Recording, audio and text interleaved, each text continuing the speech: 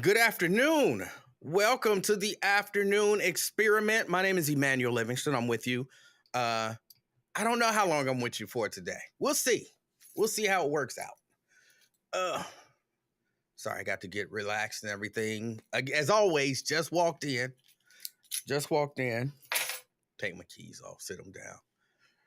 Come down here, get everything set up and ready to go. So come on in. Come on in. If you got the notification, I'm glad you got it cut on. If not, turn on your notification. Come on in. Welcome to the show. As always, we start the show by, me greeting people because I like that part of the show. I like that part of the show. So come on in. Let's see. We got Robert Willis in the house. Good afternoon, Robert. Good afternoon. Miss Pittsburgh in the house. Good afternoon, Miss Pittsburgh. Got Sean in the house. Good afternoon. Sorry for your loss. Hey, I appreciate that. I'll talk a little bit about that in a little bit, but good afternoon to you. Maria in the house. Good afternoon. North College Hill checking in. Y'all know I like to know where I'm broadcasting to. So we got North College Hill checking in. Butler Brown in the house. Good afternoon, Butler Brown, Cartersville, Georgia. McConnell in the house. Good afternoon, McConnell. Hope everybody's doing good, Fairfield. He said he's about to get off. And I know I'm late. I put a post on Facebook saying that I was running about an hour behind, and I actually made it about an hour, So I'm here. Good afternoon, McConnell. Roy Bohannon. I ran out of breath. I wasn't prepared. I should have, managed my breathing. Roy, good afternoon. Good afternoon, Roy. Regina in the house. Good afternoon from Mason. She also says, sorry for your loss. Appreciate that. I appreciate that. Got Daryl in the house. Good afternoon. Checking in from Forest Park. All right, Forest Park here. Sierra. All right, Sierra. Good afternoon, Sierra. Checking in from Boston. That's how they say it in the stupid commercials. Something like that. Jerica says, hola. Beautiful black people and others too checking in from Dayton, Ohio. All right, Dayton in the house. And Sierra also says, sorry for your loss. Appreciate that. Ebony, is that Ebony Michelle? Checking in from St. Bernard. All right, you're right up the street. St. Bernard in the house. Can't beat that. Good afternoon, Ebony. Got Erica Hummins. Erica checking in from Reading. Good afternoon, Erica. We got Tessie. Tessie says, hey, y'all from Fairfield, strong in the house. Good afternoon, Tessie. Mary says, hello from White Oak. Hello, Mary. We got Ross. Ross says, greetings from Mount Price Hill. I didn't know it was Mount Price Hill. Good afternoon, Ross. Good afternoon. We got Lonzo in the house checking us out from Evanston, or depending on who you are, Evanston. They totally change it. They throw an ing in there, throw an I instead of an O on the end. It's Evanston. They get fancy with it. But good afternoon, Lonzo. Paul. Good afternoon, Paul. Says afternoon experiment. Good afternoon, Emmanuel. Avondale in the house. Do the impression of the lady that chastised you for not always starting at 3. I don't know. I don't do good impressions. But good afternoon. Terry in the house. Terry, good afternoon from downtown. We got Anthony in the house.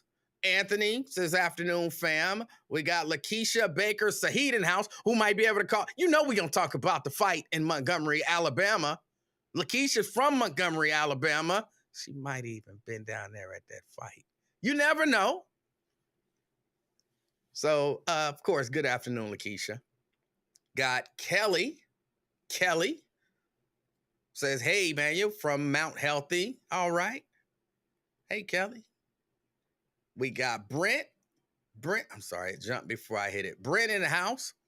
Checking in from Dallas, Texas. Good afternoon, Brent.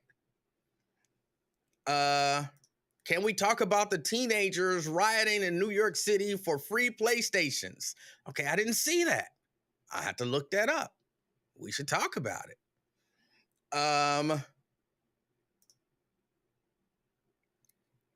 Quintano says, "What's up, y'all? Turns out I'm in Clifton Heights." Oh, I think that's rich people territory.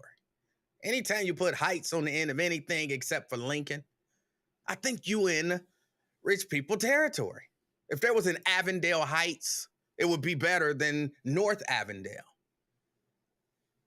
You put heights on the end of almost anything, that means it's a fancy place. Of course, except for Lincoln. Lincoln Heights, not that fancy.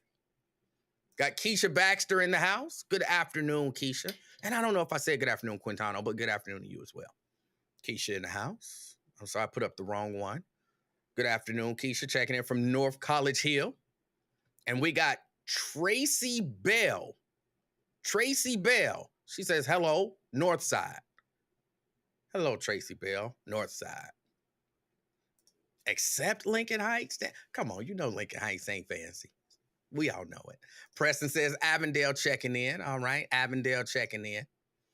All right, so let's get to it. Let's get to it. And everybody else who's going to come later, welcome. Welcome to the show. So let's get to it. Got to talk about this a little bit because I was caught off guard. I was caught off guard yesterday when I finally woke up. Hold on. No, before I talk about that, let me talk about something else. Let me talk about this. Get this out the way because it's very important and it's important for me to say. We being my family, we lost the matriarch of the family, Hattie Pearl Willis. Hattie Pearl was like 25 days from turning 90 or 91, depending on, which records you believe. So she might have been 89. She might have been 90. Well, she was born in like 1933 or 34 or 32, somewhere in that area. That records didn't get kept the best. And so, not 100% sure. I'm going with she was 25 days from turning 90. And Aunt Hattie Pearl was an amazing woman. Aunt Hattie Pearl, but even at 89, almost turning 90, she would outwork most young people. And when I say outwork, I mean get up, get out in the yard. She would cut a tree down, chop it up. She would get out and feed them chickens and all of that. I mean, she was get out and cut her lawn, all of that stuff. Aunt Hattie was a hardworking woman. She's the one who taught me how to start a fire. She really did. And how to keep a fire going. I didn't know the difference between starter wood and, just regular wood for the furnace or for the, whatever you call it, the heater. I didn't know. I proved that I didn't know once. She taught me how to use a chainsaw, how to sharpen a chainsaw, how to bust wood with an axe, how to sharpen an axe, all of that stuff. Like she taught me how to do all that stuff. And I still use those skills, as you all know. I still use those skills now. I'm sad to see Aunt Hattie not here anymore, but I know Aunt Hattie lived her life the way she wanted to live her life. And I appreciate all of the condolences to me and to the family. But yeah, I had to step away and go pay my respects to Aunt Hattie Pearl. A few people was like, oh, I'm so glad you made it. And I was like, how could I not? How could I not make it? If I would have had a job that said you can't go, I would have quit. I'd have said, I'm out. I'm going to my Aunt Hattie's funeral. Show love, pay respects, and spend some time with the family. So that was what I did. There was never any other option. It was just what was going to happen. Never any other option. Now hold on. I'm logged on to my Facebook page over here. And every time somebody comments, something pops up. It's got to be a better way for me to do this. But yeah, so that's that. I appreciate everybody, all of the condolences and well wishes on safe travels. Driving 8 hours, The worst part of that drive. Worst part of that drive. Okay, two. The two worst parts of that drive. Number one is people. I'm gonna say this as if the people who do it gonna be listening. In my mind, the people who watch this show are very keen, intelligent people who think things through and people who do things the way it's supposed to be done. So probably I'm not talking to any of you. But share this information with your dumbass relatives, okay? We all got some dumb relatives. And your dumb relatives are the ones who are driving in the passing lane, but ain't passing nobody. I'm driving 100, 110 miles an hour, right? You over in that lane driving what, 80? You ain't passing nobody. Get out the lane. That lane, that left-hand lane is for people who are passing. If you ain't passing somebody, get out that lane. Get out that lane. And if you are passing somebody, but you're passing them slowly, and somebody roll up on you, again, I'm doing 100, 110, because I'm trying to get there. You doing 80, and I know what you're thinking. I'm going faster than the speed limit. I don't have to speed up. You're not going to make me drive faster than I want to drive. Then get over. Get over. But if you see me roll up on you, yeah, drive faster. Go ahead, pass everybody you trying to pass, and then get over so I can go past you. That's what that lane is for. Passing.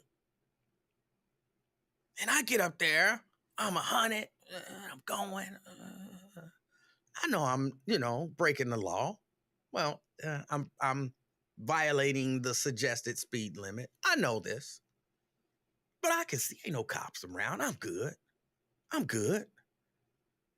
Man, I gotta slow down. I'm flashing my brights. You can see.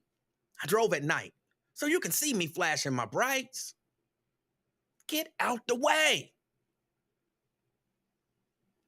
So that was problem number one. That was problem number one. If those people would have been driving the way they were supposed to be driving and get out of that lane when I passed them, I probably could have made that trip in 7 hours. And then on the way home, going through Nashville, man, we hit a storm like you wouldn't believe. We hit a storm like you wouldn't believe. I had to slow down. I think at one point I'm on the expressway and I'm driving like 40 miles an hour. Everybody got their hazards on, which y'all know was irritating me. We know that it's raining. We're all out here in the same rain. You don't have to turn your hazard lights on. We can see the weather conditions. You don't have to turn those lights on. Just drive appropriately. I'm driving 40 miles an hour because it's just way too much rain to be going, 100 or even 70. So I'm driving. I was just, oh man, that was a bad storm. I don't, hopefully nothing bad happened in Nashville. But, oh my goodness. Oh boy. Lakeisha says, that's so you can see them. Oh, let me put the chat on up here. That's so you can see them. I can see them. It's nighttime. You got your lights on. I can see your lights. I can see them. Just those extra ones flashing don't make me see you any better. They don't make me see you any better. They just annoy me. Turn off your hazard lights and just drive safely. Then you got a whole row of people driving with hazard lights on. Come on. Come on.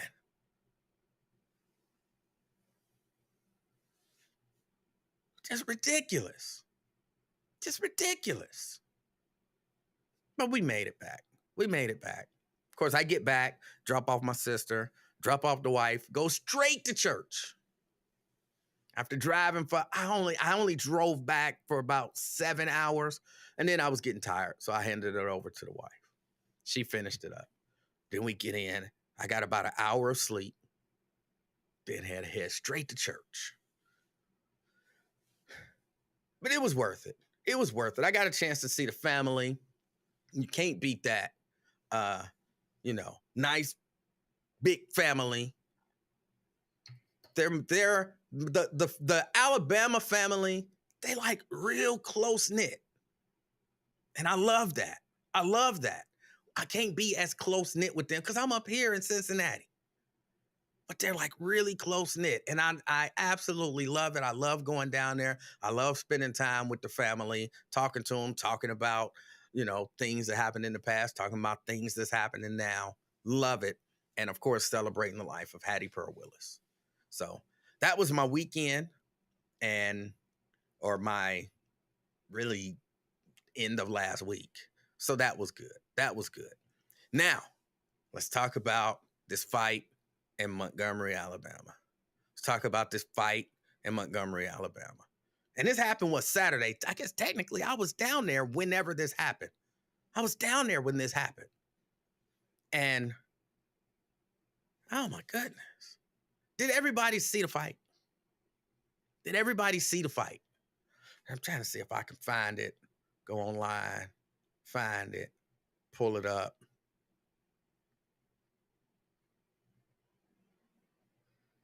Roll it, scroll. See, I can't find it.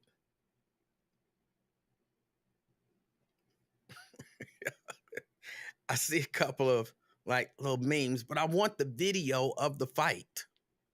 And there's a number of little videos out there. Everybody saying they saw the video. Everybody saw the video. Yeah, I saw Jericho where you messaged me with the other piece. I can't put that because it went to my phone. So I can't put that up. Hold on, I gotta find it. It shouldn't be hard. I should already be here. I'm scrolling. All right, there it is. Tyrone Gilbert. Hold on, let me see if I do this and do this. Hold on, let me take off he threw the hat in the air.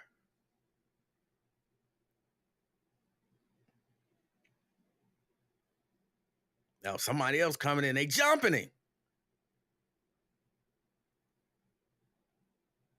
Even women jumping on him. Oh, backup is arriving. And look at them, they running. I heard somebody call him Aquaman.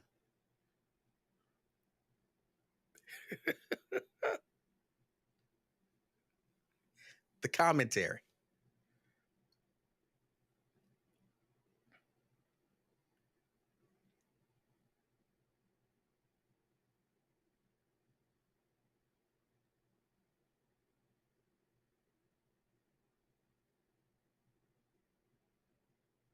Now they're going up to the people who was jumping him. He socked him.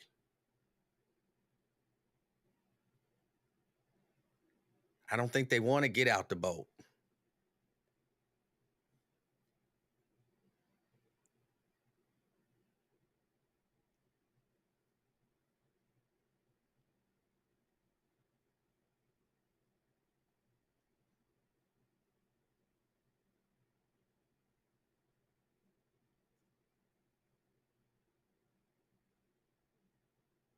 Oh, she running up. The lady hit somebody.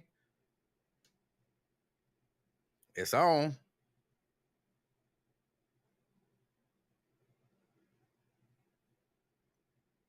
Oh, you gonna come up? Yeah, now you gonna look. They ain't that tough now. Oh, the police is there.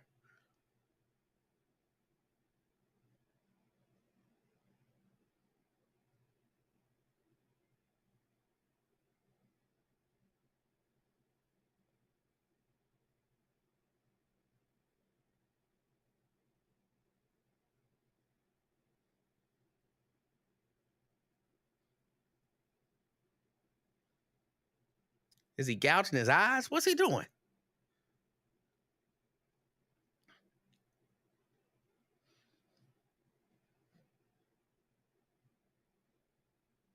Punching, kicking. Somebody got a chair. He whooping ass with a chair. Ooh, she got hit with the chair.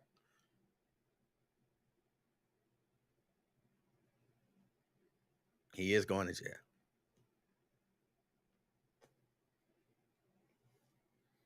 All right. So, hold on. All right. So that was the fight. So that was the fight. And a lot was going on. A lot was going on. And wow. It's a few ways to look at this. Let me look at the bad side first. People shouldn't be fighting people. Nobody should be putting their hands on anybody else. Nobody. Except in self-defense or in defense of others.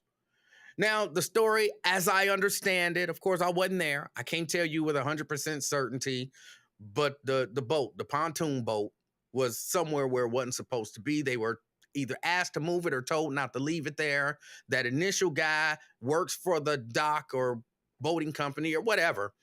He was there in somewhat of an official capacity, allegedly, and he allegedly moved the boat on his own.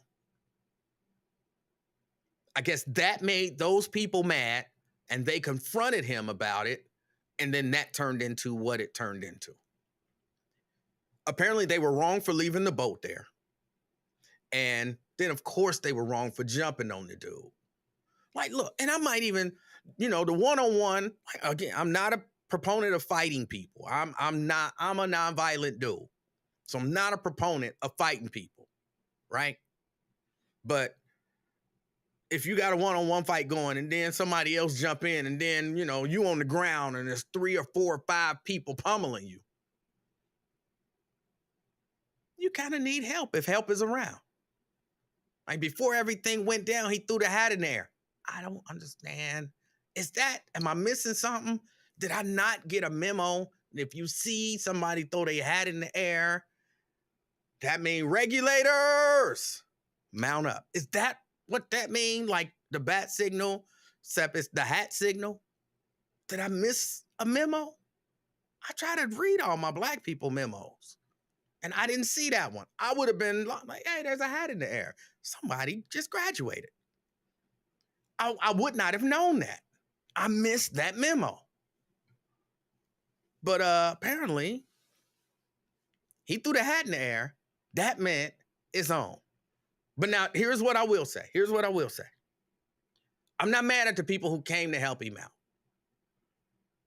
That if you gonna fight, let that be a one-on-one situation. But once dude is on the ground getting pummeled, then yeah, it's on. It's on. And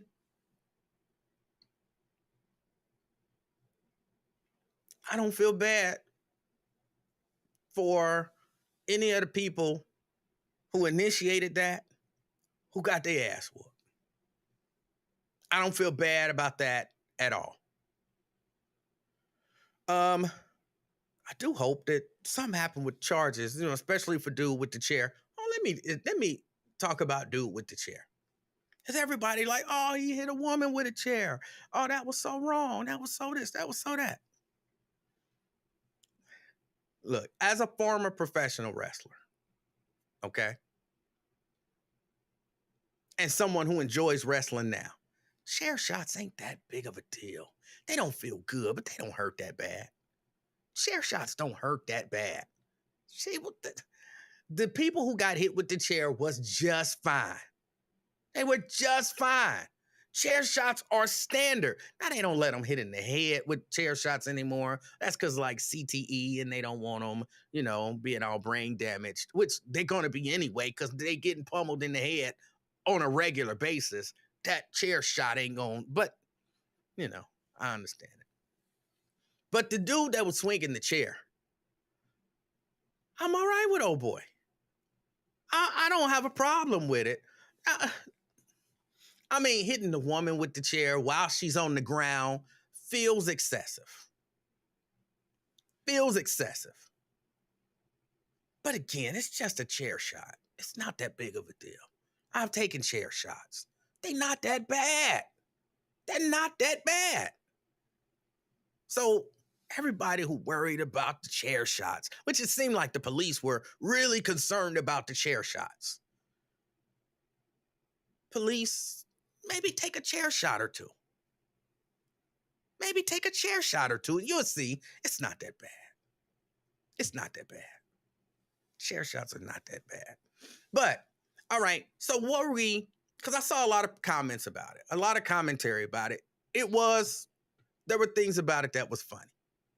There were things about it that were funny, entertaining, right? Things about it, that makes you feel, oh, it's sad that had to happen. And I've heard people saying, this had nothing to do with race. This was not a race issue. What were you watching? What were you watching? This was 100, at least 50% a race issue. Here's what I'll tell you. Maybe to the people who initially jumped the brother. Maybe initially to them, it was not a race issue. Maybe to them initially, it was, you move my boat. Or, who are you to think you can tell me what to do? Whatever that was. But I'm telling you, if I look up and I see 8 white people jumping a black dude, that's a race issue to me. That's a race issue. You say, well, but what if that guy hadn't been black and he had been white and just his friends saw that? That wasn't a matter of his friends coming over and helping him, I don't believe. That was a matter of black people saw a black person being jumped by a lot of white people and said, oh, hell no. How much into it do you have to be, though, to be on the other side of the water and dive in the water and swim across, though? You really got to be like, because really, think about this. Think about this. We all seen people fight before. We've all seen people fight before. It never occurred to me, swim across the water to help somebody fight. That's never occurred to me. That means there's something inside of people in that instance was triggered by what they saw. I'm like, I don't know any of those people's life experiences. Okay?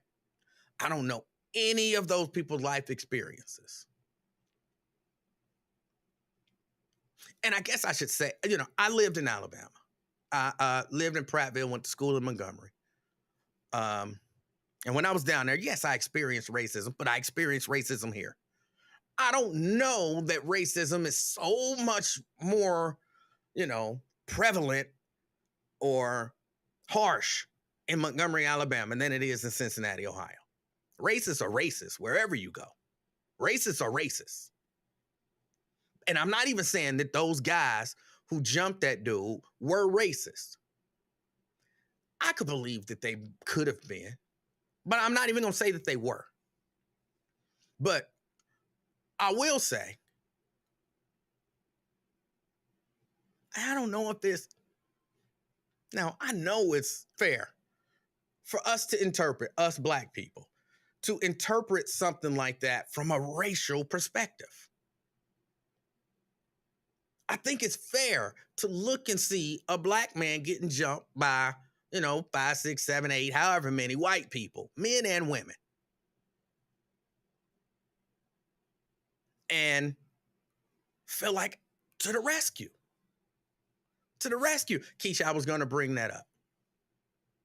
And think to the rescue. Especially right after Trump has given a speech in Montgomery, Alabama. And keep in mind, Trump was in Montgomery, Alabama Friday night. Gave a speech in Montgomery, Alabama Friday night. I watched it on TV in Montgomery, Alabama Friday night. So that'll put you on edge too. And I know people, Trump didn't have nothing to do with that. Trump didn't have nothing to do with that. I'm not sure. I'm not sure. It's possible he didn't. It's possible he didn't. But it's also, it happened right after Trump. It happened right after Trump. I'm giving Trump credit for that one. Yeah, look, for those of y'all who feel like, oh, y'all keep blaming Trump for stuff, and Trump don't have nothing to do with all of these people acting the way that they acting, you can't convince me of that. Sorry, you can't convince me of that. Trumpism, as Trump grew more and more popular, I believe we saw more instances of just outright blatant, unmasked hatred and racism. He emboldens racists to be outwardly and openly racist. Look, I've never understood. I've said this, I don't know how many times. I've never understood people living in trailer parks or renting a trailer home or whatever, going super duper hard for rich people. Talking about, stop taking millionaire and billionaires' money and all that kind of stuff. I've never understood that.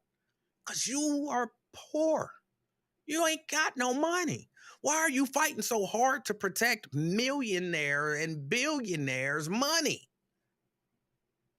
I don't know what they did to convince super poor white people that one of these days they're going to be a billionaire. And when they become a billionaire, they want to keep all their money.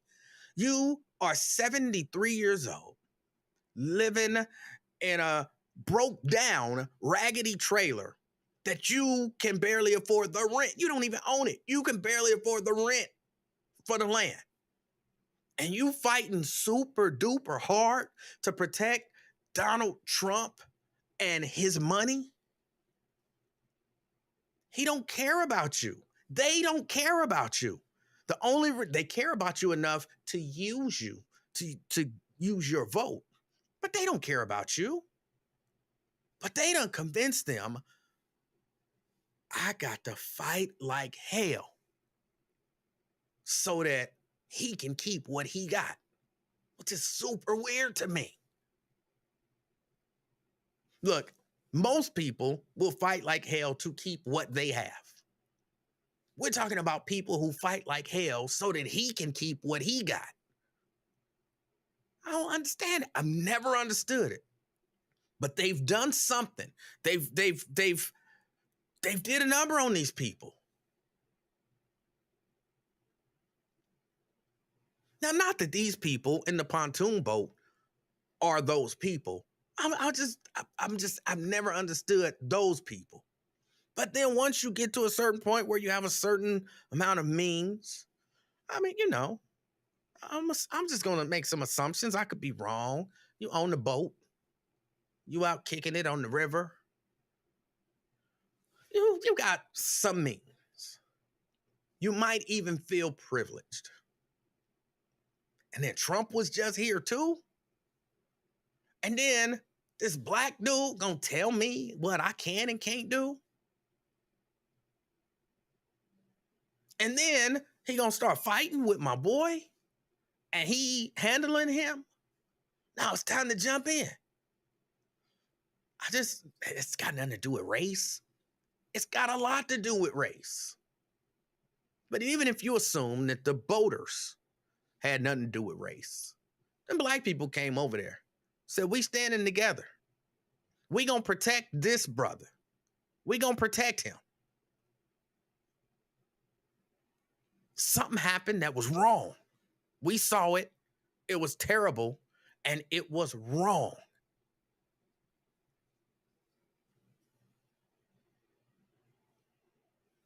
And they went in to protect. And then, they went overboard. They went from protection. But sometimes, you see something like that. And you like, oh no, y'all was tough when it was 8-on-1. Be tough now. Yeah, y'all was cool jumping dude. Now let's see how it go down. When we got the numbers,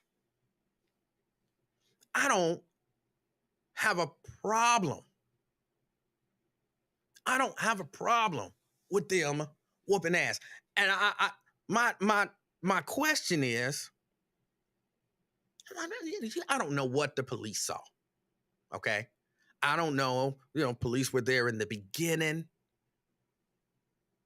I didn't see any police when dude was on the ground getting beat up. But I'm like, and Montgomery has a bit of a history in terms of the civil rights movement. We know this. We know this. And trust me, people who live in Montgomery are keenly aware of their history. I don't have a problem. Yeah, biker cops were there. And I mean, I saw just regular cops in their regular blue uniforms there as well. I don't have a problem with them black people standing up, protecting that black man, and then going on the offensive. I didn't have a problem with them throwing old girl in the water. I didn't have a problem with dude picking up a chair and handing out chair shots.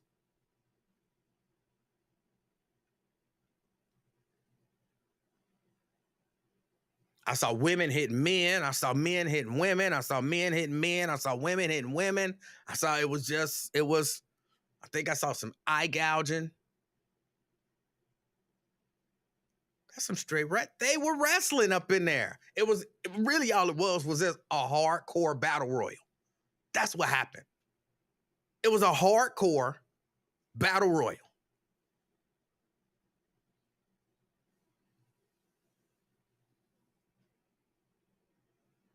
And of course, to take it just a step further. Yeah. There was a part of me that was like, that feels good. It felt good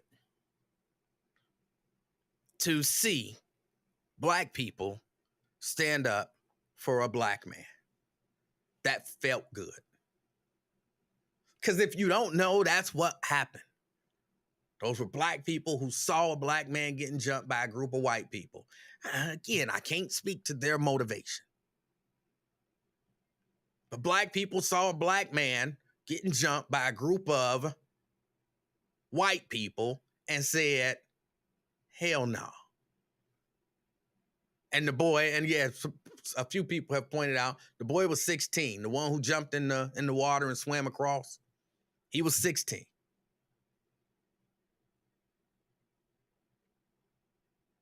Felt good. It felt good to see it. I know this is ridiculous. Look, I know this is ridiculous. But it felt empowering. It's one of those things where you see it and you're like, why can't we stick together like this all the time?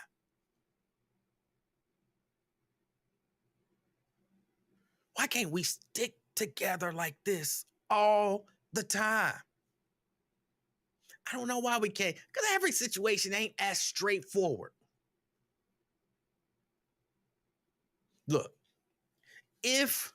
I think if we could, just as people, go find racism, beat its ass, smack it with some chair shots, and throw it in the river, I would say we would have done it by now. It's not as simple as, we should be like this all the time. That sound good. But realistically, where's racism? I got a chair right here. Find racism. I got a hat. I throw it up in the air. Hey, y'all, I found racism. Everybody bring your chairs. Let's go whoop racism's ass. Racism ain't a group of people. And it's levels to all of this stuff. You can fight a group of people. You can't fight racism like that. You can't fight low expectations like that. Oh, she don't bring her kids to school. Everybody get a chair. Let's go beat her ass. That ain't gonna make her send her kids to school. That's not the answer for that. But in a situation where you see somebody jumping on your brother and they was running to help and swimming. They was running to help. How can you be mad at that? That's what you should want to see. I mean, not the fighting. Nobody wants to see fighting. Well, some people do, but I don't want to see fighting.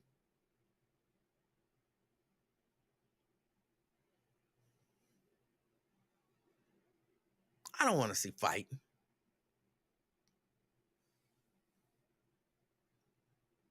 But I have to admit, I watched it. I got a good laugh or two in. Every time I see a good chair shot, it takes me back to my old, pro wrestling days.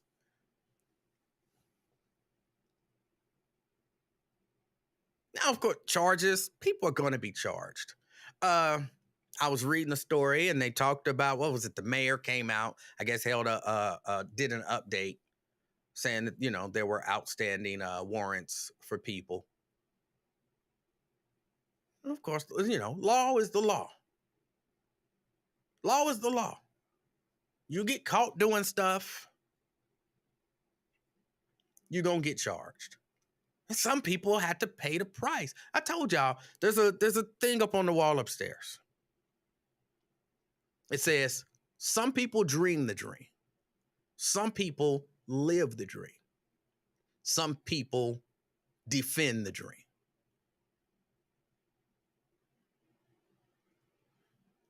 And when you're defending the dream,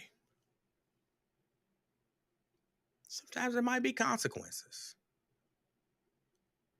I hope that the black citizens in Montgomery, Alabama, I hope they step up and rally behind, in particular, the dude with the chair.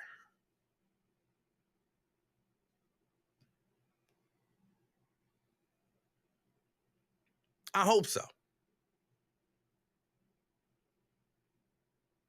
Because I'm not against the dude with the chair. Hold on. Was it necessary, in particular, to put a chair to the lady that was on the ground who had just got her ass whooped by the two sisters and she was, sitting on the ground? Was it necessary to, put a chair to her? No, it wasn't necessary. I bet it felt good, though.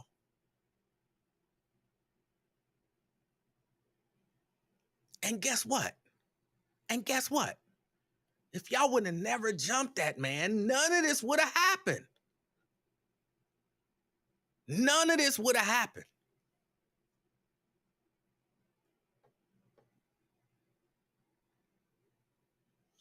Oh, you say she needed the chair. Davis say, yes, she needed that chair. Look, I don't know that it was necessary, but I bet it felt good.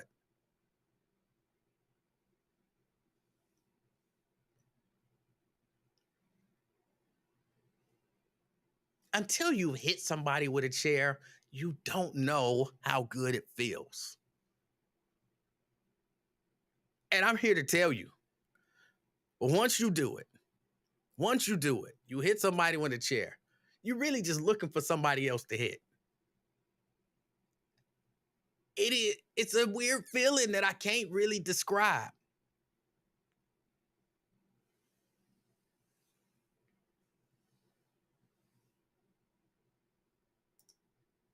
Oh, wait a minute, hold on. It's people asking for the black folks who got arrested that got GoFundMe asked to let it be known so they can donate. Yeah.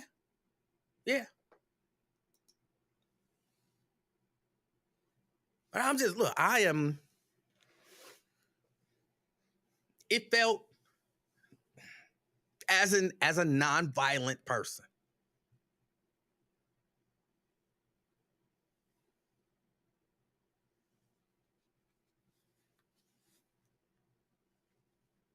It didn't feel great to see. The non-violent part of me. But the other part of me is like, you brought that ass whooping on yourself. We're not in the days where it's okay and we just gonna stand around and watch and cower in fear because it might happen to us.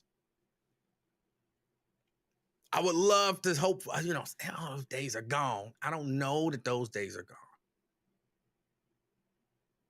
I don't know that those days are gone. But I know at that time, in that place, for those few moments, they wasn't having it. They wasn't having it.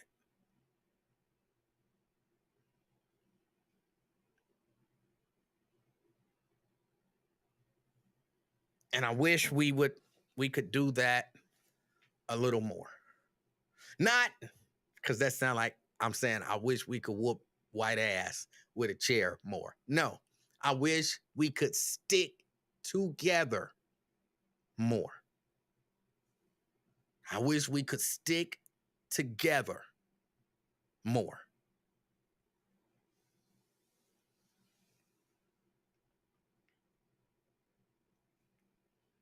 Even though I know that's not going to be the case. I know that's not going to be the case. But I wish it was. I wish it was. 513-717. Oh, wait a minute. Hold on. I don't have the phones up. If you've been calling, I apologize. Let me see. Open the phones.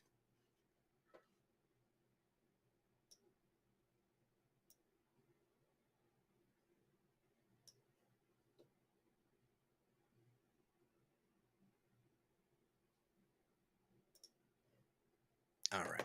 513-717-5464.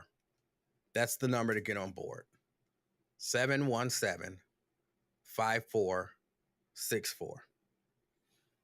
I saw a few people said something about they didn't know I used to, be a professional wrestler. Yeah. Yeah. I went by Gorgeous Rick Rhodes. I was an HVWA World Heavyweight Champion. I believe 10 times. I was one half of the HVWA World Tag Team Champions. Record reign. We held the titles longer than anybody in the history of the HVWA. I was the HVWA US champion 7 times. I don't want to go all the way into it, but I have a very decorated wrestling career. It was not video games. Daryl says video games don't count. I wasn't playing video games. No, we was out there getting it.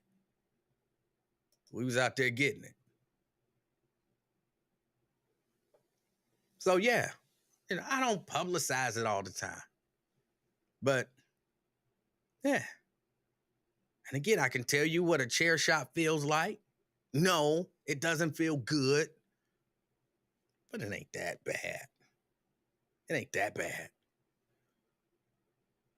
I'll take a chair shot before I take a chain across the back. I experienced both of those.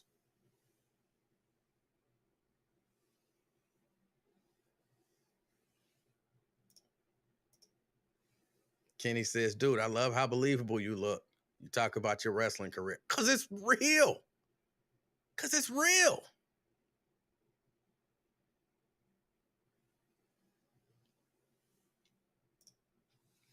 The lady commentator did an excellent job. She did. The lady commentator did an excellent job. She pointed out some stuff that we missed. They did an excellent job. I'm telling you, it was like a battle royal, a hardcore battle. Hardcore means, basically no rules. Weapons can come into play and no one will get disqualified. Anything goes.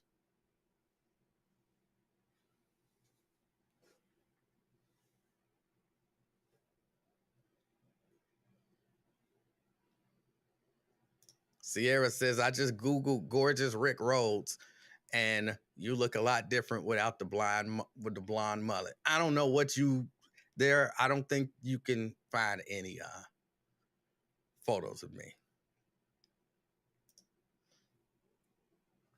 Years ago, your ancestors had no laws to protect them, but they fought and died so that you would. They were the real bad dudes. Yeah. Yeah. No doubt about it. No doubt about it.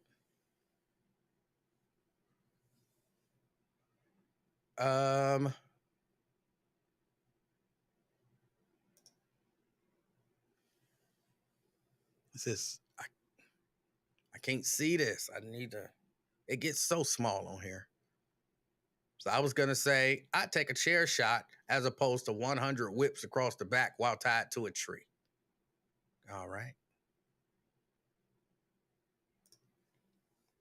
Daryl, you just intent on being a hater. Didn't we just talk about sticking together? We can't even stick together. You can't even allow me to relive momentarily my glory days of wrestling without trying to diminish them. See, that'd be the problem. That'd be the problem. People trying to diminish black people. I'm not saying all, but the problem is you got some black people who are like, their life's goal is to diminish somebody black. Too busy trying to diminish somebody black to stick up for somebody black. Backyard dirty mattress wrestling don't count either. We wasn't in the backyard and we wasn't on no mattress. Oh, hold on. I got a call coming in. I'm sorry, I did not hear your call. See if we can get this going. Brent? Hey, Emanuel, how are you doing? How you doing? I'm doing good. Yeah, glad you made it safe back up and down the highway. I did a little bit of driving myself over the past couple of weeks, but, it wasn't that little 8 hours as you're talking about. Man, we did that haul all the way up to Maine, and it was all of, I want to say 29 hours. Oh, wow. And yeah, we broke it up into 3 days, and we checked out a couple of colleges. We stopped by Tennessee State, came back through Columbus, and just waved at Ohio State. But it was a good trip, just to be out there, just relaxing on the road, and driving within the legal limits of the law. I think I have to say that, considering the company I work for. But we did hit some horrible weather coming through Knoxville, to where you've been in, seeing storms to where you have a light background, but then you have these huge dark clouds, look like they're just right above, like 10-story buildings. Absolutely. Yeah, that's how it was coming through Knoxville, and people had their flashes on and everything. And I'm like, okay, the road is clear. I'm not seeing any hydroplaning spots. Yeah, just get on over, get out the way. But I'm not stopping in this mess. Like, we're going to keep on going. If it comes down to where there is a tornado, we get into this underpass, and we are, making sure that we are safe.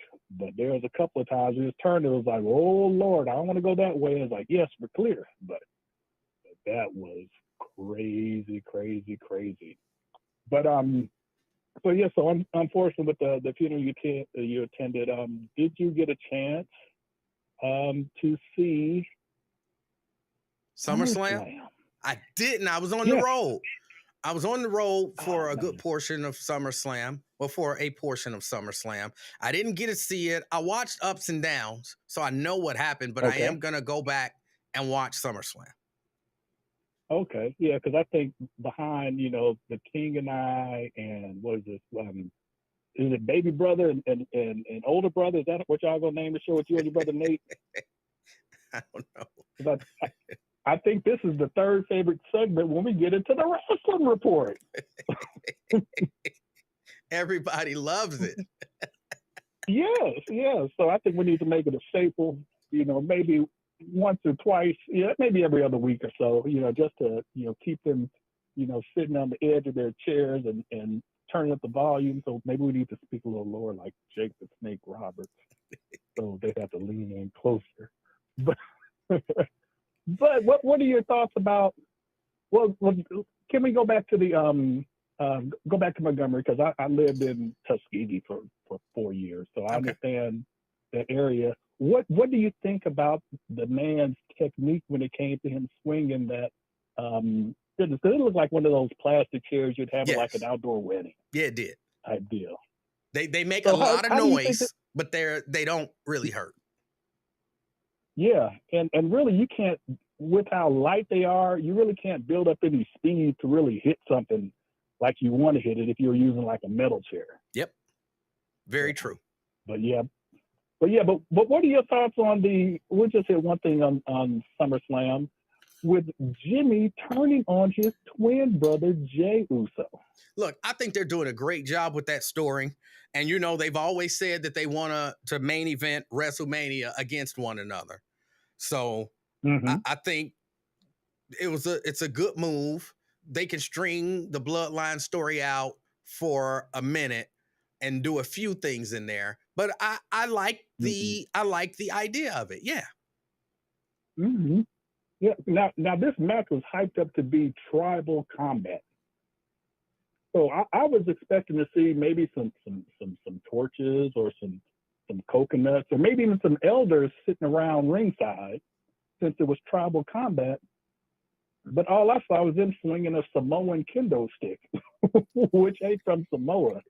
So the concept of the match, I was a little upset about that. I'm like, come on, if you gonna call it that? Why you just call it a disqualification match? Just call it a day, because they hyped it up and was like, well, who asked for this match? Oh, the elders asked for the match. Yeah. So that's part of the storytelling. They could have they could have added. They got a big enough budget. They could have added some things there and brought Alpha and Sika and put them at ringside and everything. But I haven't seen it. I didn't watch it. But based on everything I'm hearing, yeah, no, they could have done more. They could have done more. Like you said, the coconut. It just brings you back to Roddy Piper smashing that coconut over Superfly Snooker's head. Like that, they could have had some really good spots in there like that.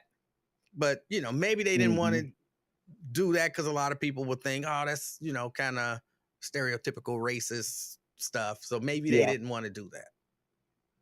Yeah, and Daryl, stop being a hater. Just hold on. I'll be off the phone in a second. But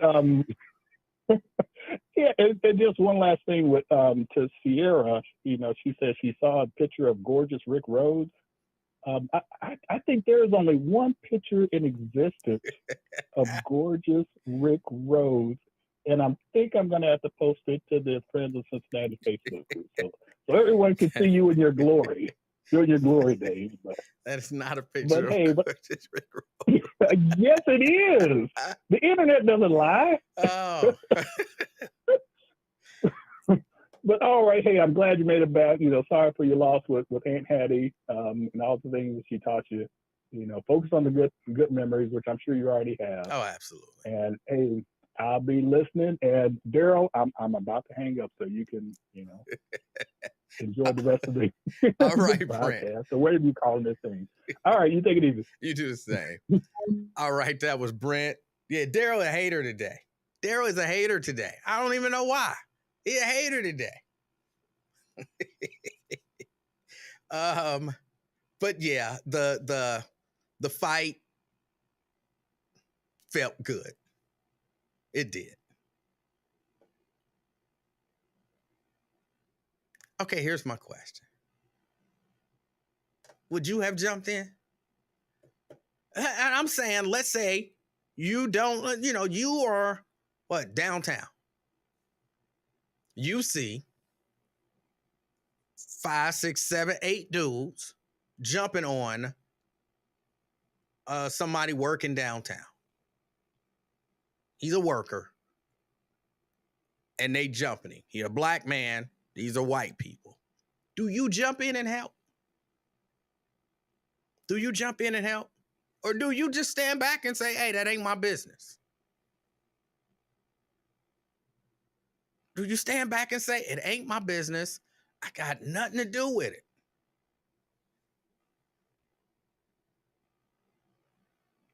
Quintano hating. See, I believe I'm only slightly saying this jokingly,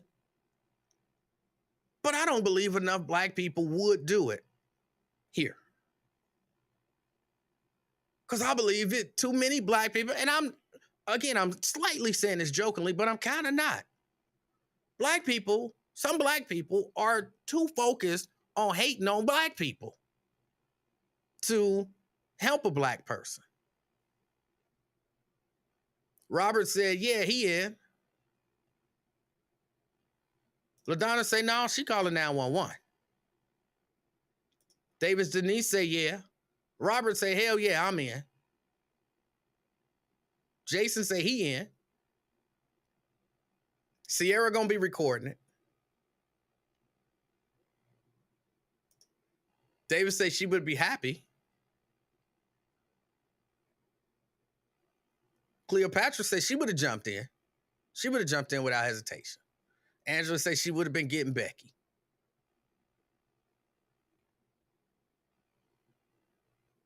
Samuel said he all in if he sees somebody getting jumped.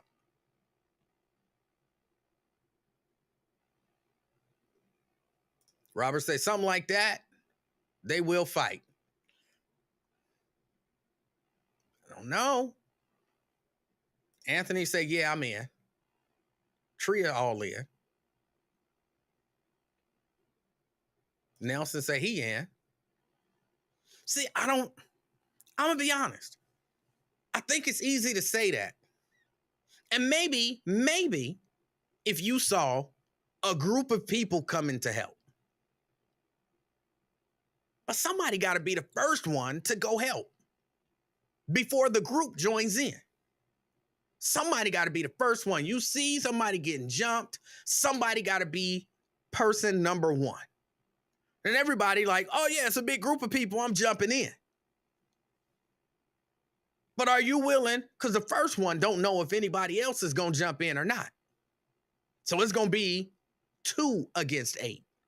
Are you willing to be 2 against 8? See, that becomes the question. Yeah, I'm willing to be one of 35 against 8. Yeah, I got you. I'm willing to be one of 2 against 8 in a situation that I don't really know the details of, and I don't know if nobody else gonna help. I don't know this dude. Are you willing to be number 2 against 8? See, that becomes the question. Are you willing to be number 2 against 8? Ladies, you see somebody getting jumped, it's 5 dudes and 3 women. You running in there, grabbing a woman and socking her, and it's just going to be you and that dude that you don't know against that crowd of 8 people. You willing to do that? Now, look, I know everybody going to say yeah. Everybody going to say yeah. After you watch the video, like, yeah, I'm willing to do it. But again, you don't know. You don't know. It's going to be 2 against 8. You willing to be the second person. And you don't know if nobody else is going to help.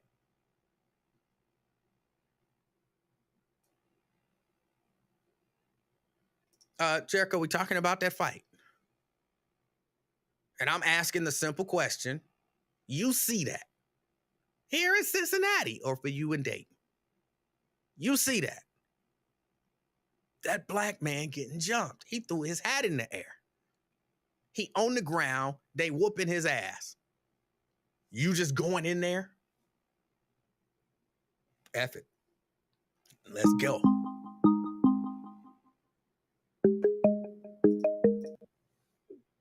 Fame. Good afternoon. How are you? Good afternoon, Fame. I'm doing good. How are you? I'm pleasant. Yeah, regarding the Montgomery fight, I gotta admit, your man, why? I mean, I don't mean to bring up his name on your show or anything like that, Well, but that's all right. I Me just and thought Wyatt, his cool. rhetoric very disappointing. Yeah, I know y'all good money. I'm just saying, he do his thing, you doing your thing. Yeah. Now hold on. Let me But yeah, say, I hold on. Let found me his say rhetoric. this. Hold on, Fame. Before you go, I got a chance to watch about 10 minutes of Wyatt. Um, and so I don't know everything that he said. I just heard a little bit of Wyatt. So what did he say that disappointed you? He basically said, he basically was came for the white folks. Like, we ain't got to do all this. Are we gonna do the same? When there's a problem in our neighborhood, I'm like, well, they doing it now. Maybe the change starts now with these guys. You know what I'm saying? Because to answer your question, would I get in? Yeah, absolutely would. If I see 8 guys pummeling one guy, yeah, I'm going to intervene. Especially 8 white guys pummeling one black guy, I'm going to intervene. Like, hey, what's going on? I mean, hell, Tupac did it, shot at some guys, and he's a legend for it. So I'm going to do it here and help this guy. But if you look at the video, the first guy to come in to intervene, he's trying to be a peacemaker. He's not coming in swinging blows. He's trying to get people off of the guy. It didn't get extra violent with the extra people until people started swinging on people trying to intervene. That's when it got extra violent. The one dude getting pummeled was enough. It turned to everybody when they started swinging on the people who were trying to stop them from beating up the guy. They caused this. Well, I mean, they caused it they totally from caused jump, this. no doubt about it. Right. So, but yeah, at the end of the day, to answer your question, I know the ramifications, the repercussions, and I'm still intervening because that's bull. 8 people don't need to jump one dude. Dudes, I've said they would call me Paul Blart, shit like that. He's an obese security guard, but that doesn't give you the right to disrespect his authority. Things like that. So they got what was coming to them. There's only one reasonable take on this situation. It's pretty fluid. Anything else, you're just being an asshole. You know what I'm saying? That's your word, bro. That is your word. I'm just saying, it's always gonna be my word. You know what I mean? But hey, it's been real though. I had fun. We'll try this again some other day, man. It's glad to see you back. Oh! All right. That's Fame. Fame say he definitely jumping in. Or he's definitely intervening. See, that's different. That's different. And I had to go back and watch it. And see, hold on.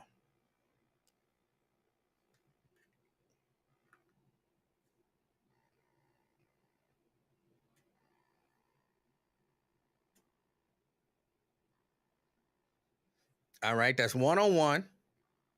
1-on-1. He trying to jump in and stop it, and he come in and grab him. And now they own him.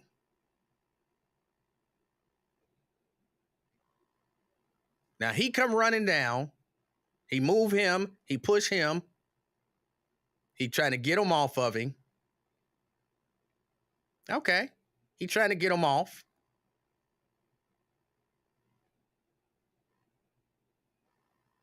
He got up and started running. Then he got tackled. So the first dude, I'm watching the first dude now. All right, first dude is out of the shot. But now more people have come to his aid.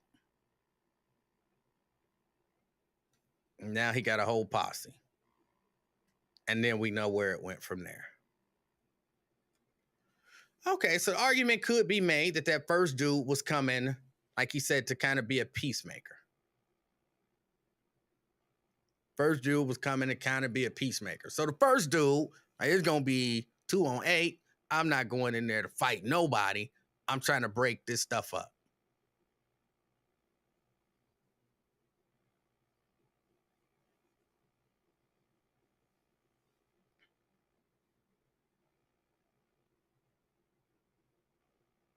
Yeah, there was some conversation that went on before the hat got thrown in the air.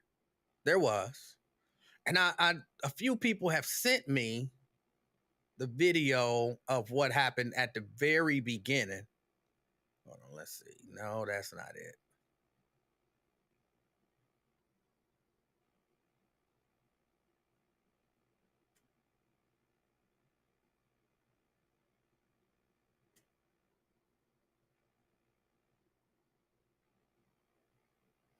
Hold on, I'm trying to see. Yeah, that's not the very beginning.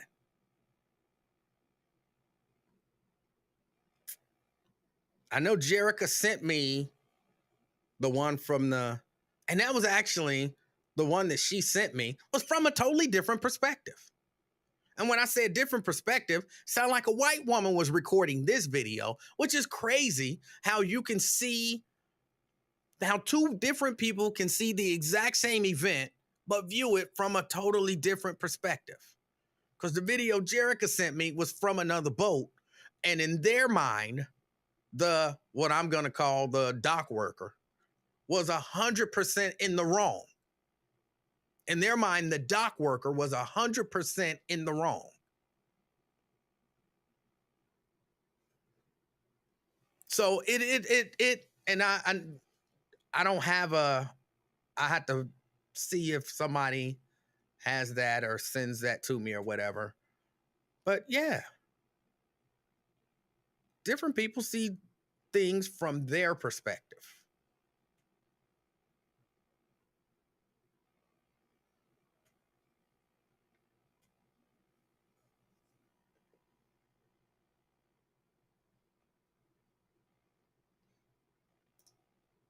Oh, Daryl says, oh, sorry. Daryl says, play that one because I haven't seen it. If someone, again, I'm not in a position where I could, like, I can't airdrop it to myself and then pull it up while I'm doing this. So someone would have to send it to me. And I really,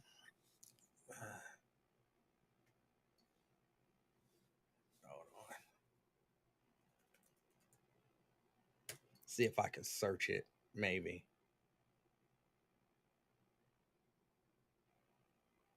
Why is my internet moving slow?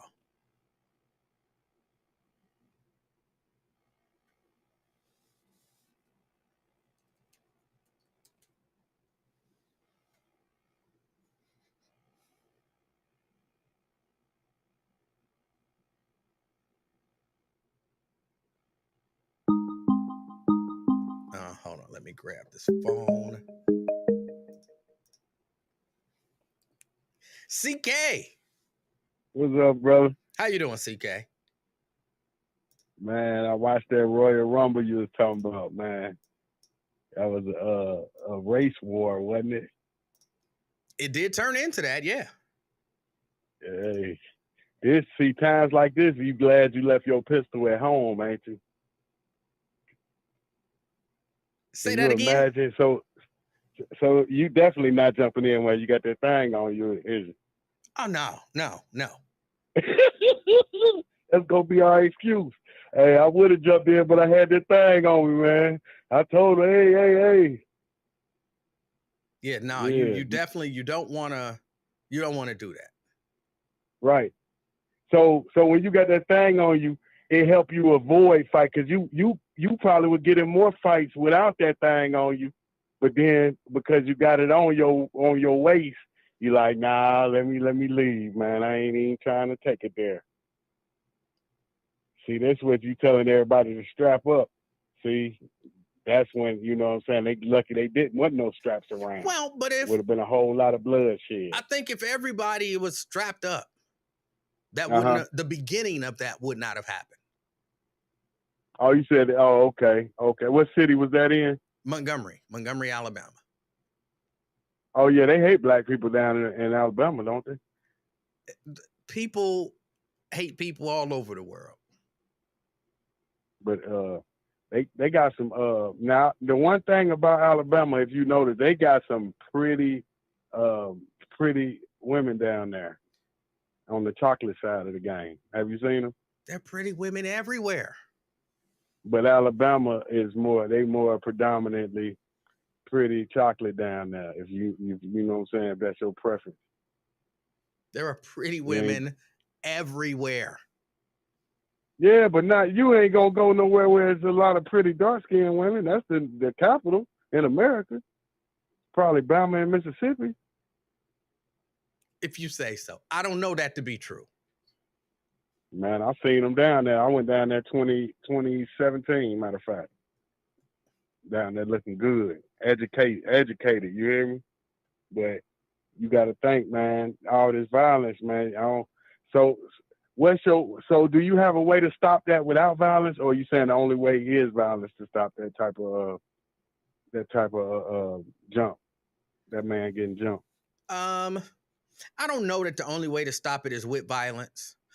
I mean, if I'm being completely honest, I think there's a possibility. Like, all right, look, y'all jumped him.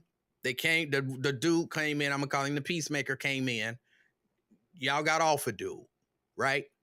Dude was able to get up and potentially walk away. That could have been the end of everything. He walk away. Yep. Somebody called the police, and hopefully the people who jumped him get arrested. End of story. But I don't know that a lot of people that would not have felt as good, or like that wouldn't have felt like you got some sort of justice out of the situation. So right. No, the violence was not necessary. The violence was not necessary even to stop dude from getting jumped. But sometimes the issue ain't to just stop it from happening when it's happening. Sometimes the issue is, I was going to use the word retaliate, but it ain't even, but maybe it is, to retaliate for the purpose of showing y'all can't do this. This will not be tolerated. Like, oh, if we just break it up, they go about their business. They feel like, yeah, we got that one off. We kicked his ass, and y'all go and enjoy the rest of y'all day. And the next time something happened, they might feel like, oh, we can do the same thing. So I feel like a lot of the people there were probably of the mindset that we could let them walk away. But some stuff you just can't be allowed to walk away from. There's got to be a price to pay. And that price, hopefully, will make you think twice about doing it next time. So I understand, but I do agree. Fighting wasn't necessary to stop the attack. Now, I just read the comment. Jerica wrote on there. She said, he always make the topic about women, but swear he's not a perv. This is what you're talking about, how we try to tear each other down. How the fuck is you complimenting women down south make you perverted? These motherfuckers make you a rapist just because you can't even speak on their ass without being rapist. Being gonna say I'm a perv because I complimented the women down south. That's what I'm talking about right there. You see that? I see it, but I also said understand. They got pretty black women down in Mississippi, and this woman talking about he a perv. What the hell? Well, you a perv, admit it. Well, you have to understand her point. I'm not saying you know perv, but we talking about a fight in Montgomery, Alabama, between a group of white people and a group of black people. And you did kind of turn that into, ain't it some pretty black women down there? It was a really sharp left turn out of nowhere. So What the hell is pervert? That's what's wrong with America. What the fuck is pervert? That's why Jamie Foxx just had to apologize for being anti-Semitic when he said they killed Jesus. What you think they'd do to me? I said they got pretty women, black women in Mississippi, and I'm a perv.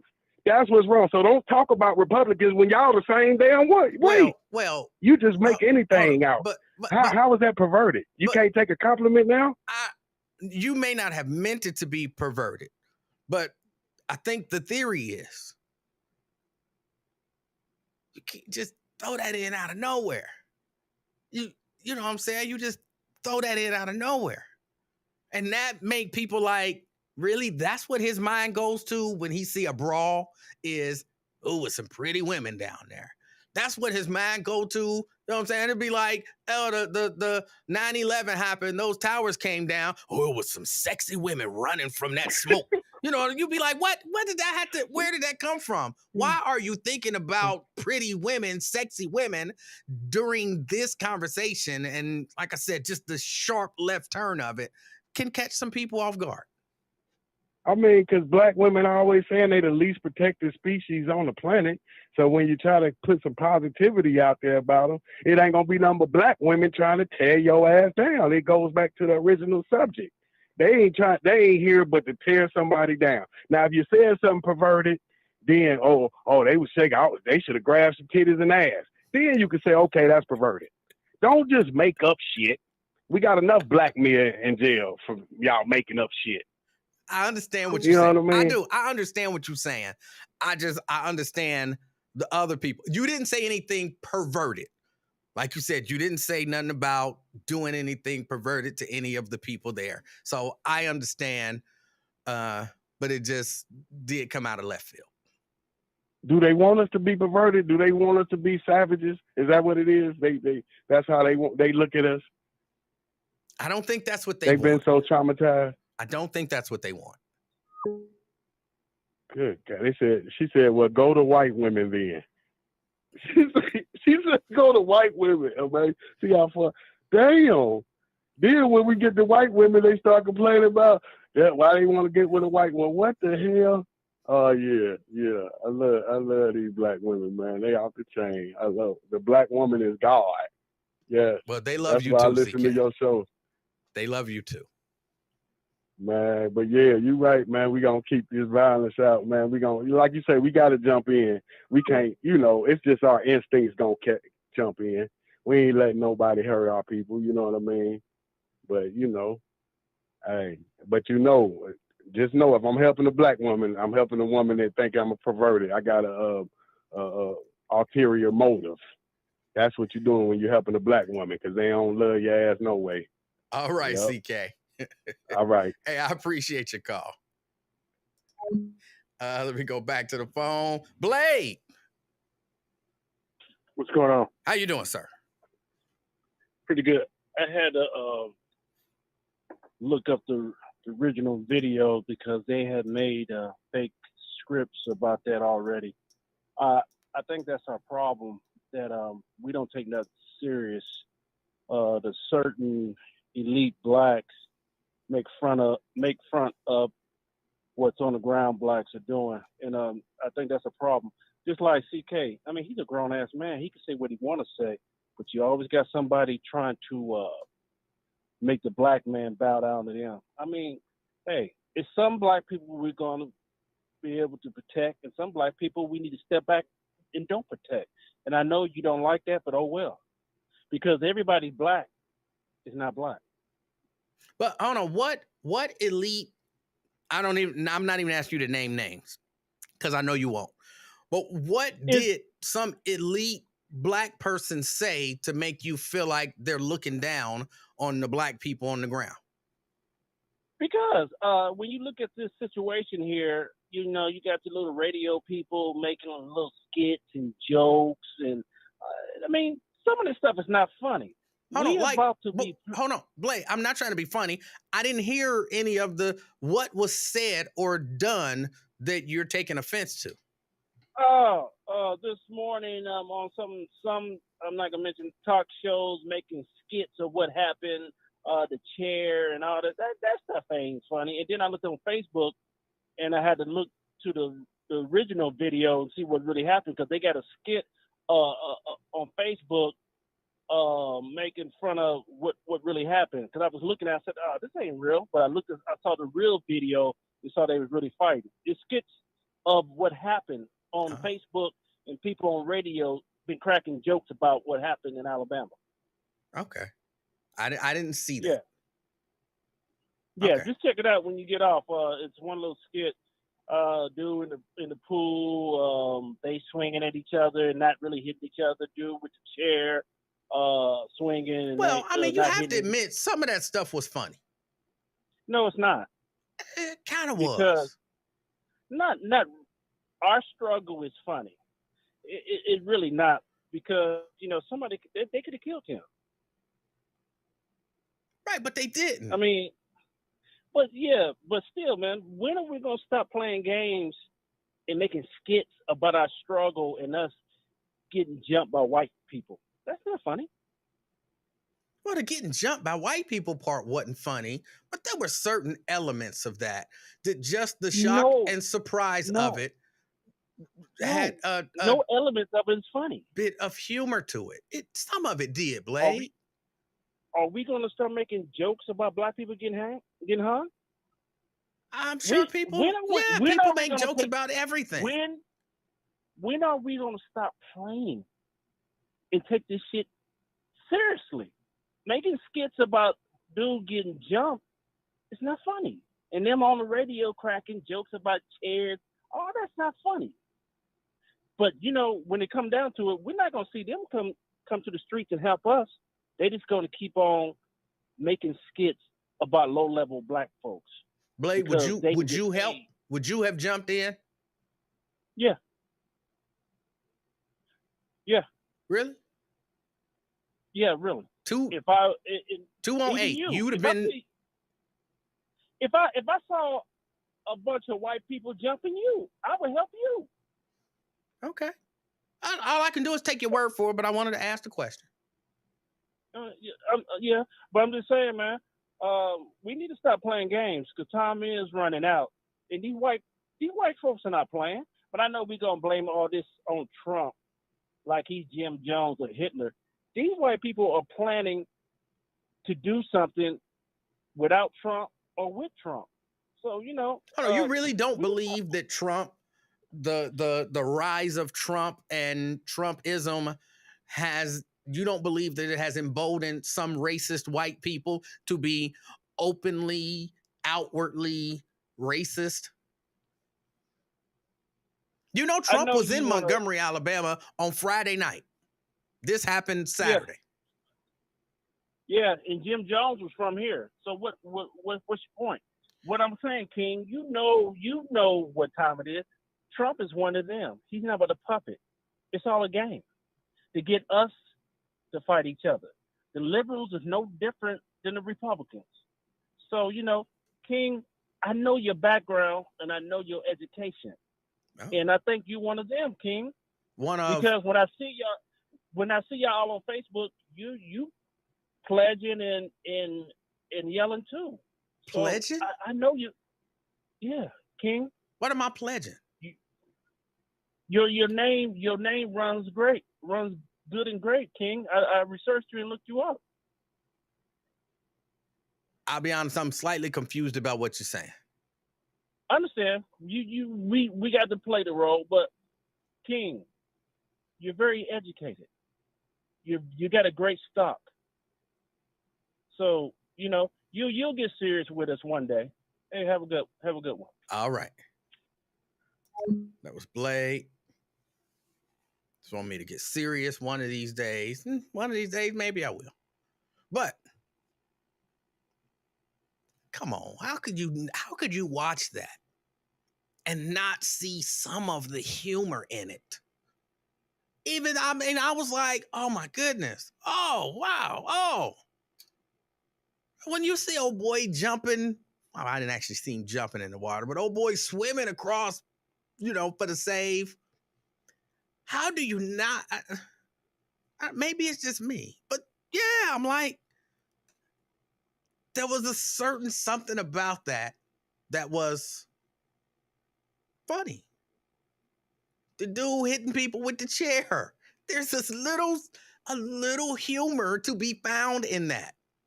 Throwing people in the water. There's a little humor to be found in that. Come on, how could you not see that? How could you not see that? The hat in the air. It was just such an awkward thing to see. How could you not see the humor in that? Not to say it was funny, but the way everything unfolded. The way everything unfolded. Hold on, I'm trying to see something. No, not that. Not that. But all right, okay. Enough of that.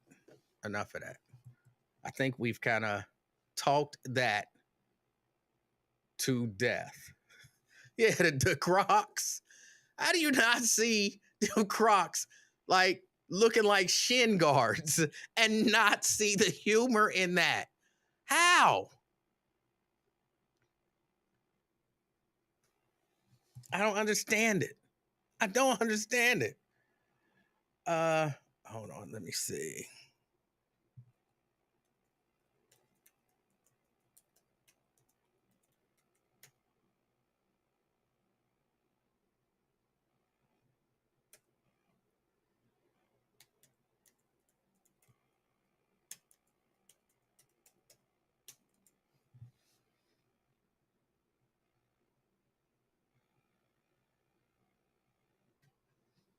But no, I do see the humor in it, although I see the seriousness of it as well. I understand the call because this was the part that I heard from Wyatt. And again, I only heard about 10 minutes, kind of towards the end of the show.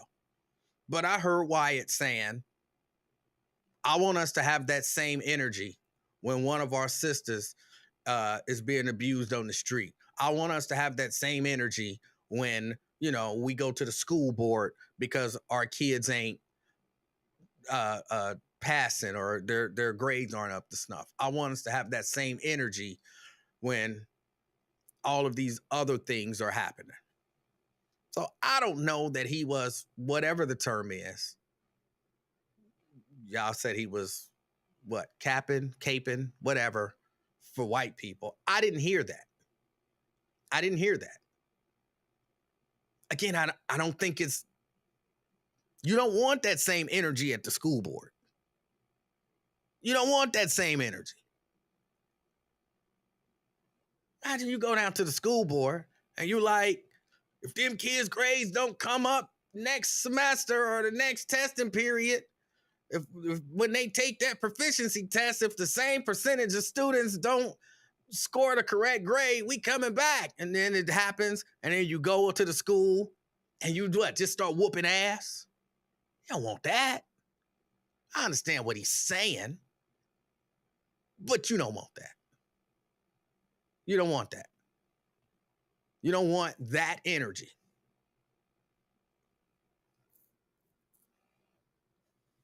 You want people. Oh, hold on. Got a call coming in. You got the clothes on, girl? Oh, Marquetta. Man, if I ain't stopped laughing since last night. It was funny. Ha ha hee hee ho ho. How you doing, E-Man? I'm doing good, Marquetta, and you? I have not been so happy in so long time. It's Black August. If people do the research from the rebellion in Haiti, it took place in August. Black Lives Matter, when Michael Brown got killed, it took off in August. So August, we fight back in August. Do you notice that? No, I'd never really thought about it. Look at the history of Black America and look it go back to what's the old name? The Soledad brothers when they broke out of prison. But we've always called it Black August for this reason. Okay. I don't know. It's a super moon. The moon get real big around this time of the year. It's gonna happen again on the 31st. So everybody is at their peak because the universe is pulling on us to move, to change. That's why in Nigeria about to get their ass handed to them by all of Africa for trying to stand up to them, for they standing up to France. I think that people, I understood where the brother was coming from, saying that the white woman shouldn't have been hit with the chair. It was still funny. I don't care. It was funny from the top angle. It was funny from the side angle. It was funny from the other side of the angle. And I think that we just need to look at the bravery of that little 16-year-old boy who was at work, who jumped off the boat, jumped in the water to catch fade. Baby, listen. Talk about when I jump in. You know how many fights I done had in Barn Hill and Avondale for nothing with black people for nothing? I think what he was saying was, if you saw this same incident go on with black people, you know, would you be so quick to stop a brother from getting jumped? You know, would you be so willing and so quick to get hit? You know, if you saw another black man hurting another black man. But the question is, why they didn't do that white boy like they did that black man on the pier. It was two of them. If you watch it from the beginning, it was two dock workers. The white guy tried to walk away. He got punched in the stomach and he left. He wasn't about to go through that. But I missed that. I think, did you see that? No, I missed that.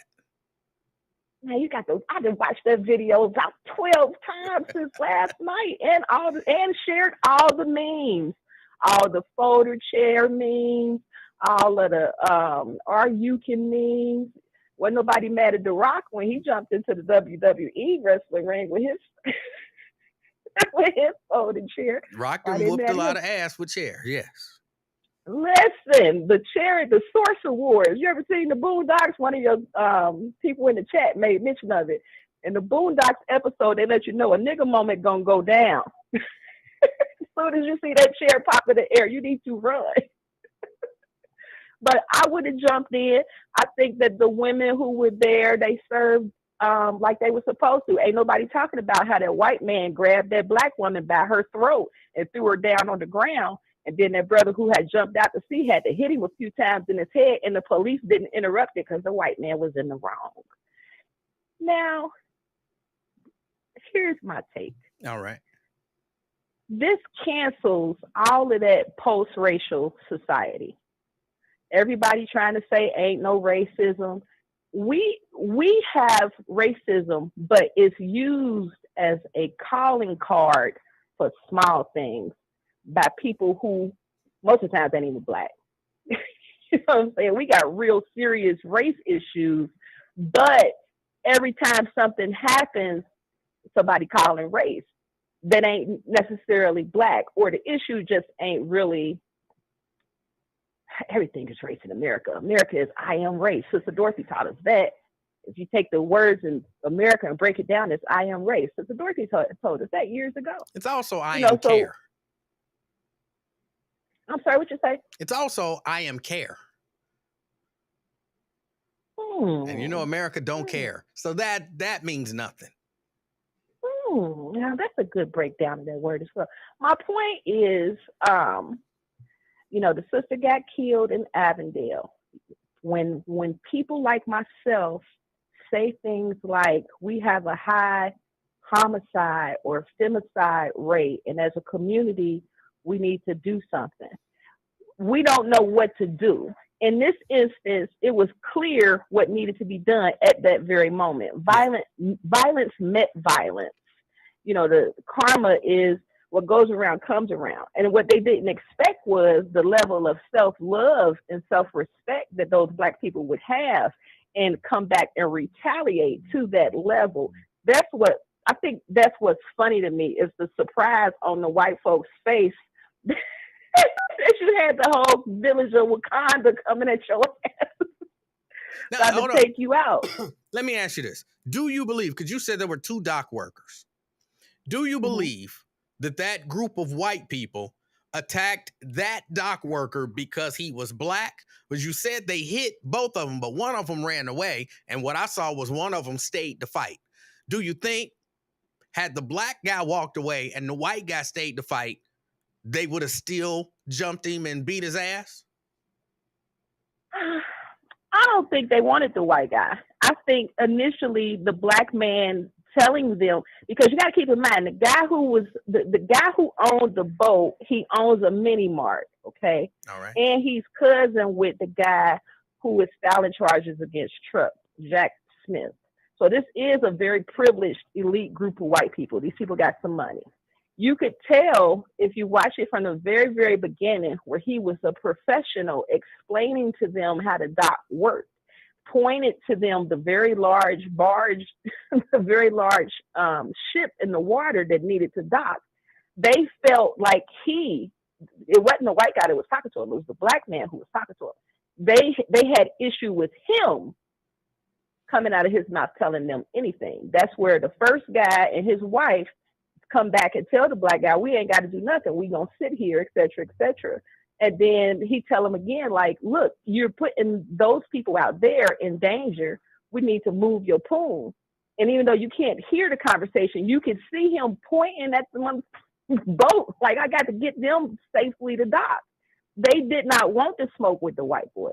They started it with the black guy. And what I appreciate is him throwing up his hat as a sign of distress, and also as a sign of let it roll, because I'm off of work now.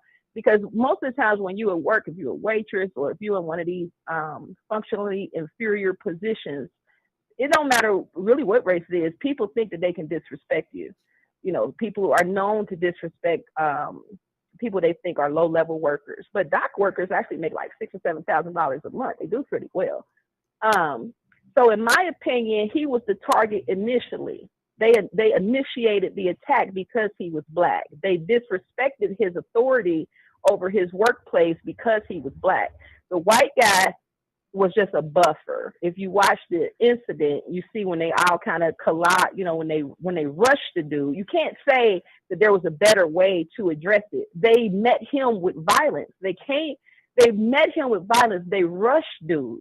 They threw him down on the ground. And then once they thought they had him because he was a bigger guy, it took about 5 or 6 of them. They thinking he ain't going to be able to get up. They did not factor in the fact that all of this unity would be coming back for their ass. And it was just a wonderful thing to watch. It was just wonderful. And I just loved it.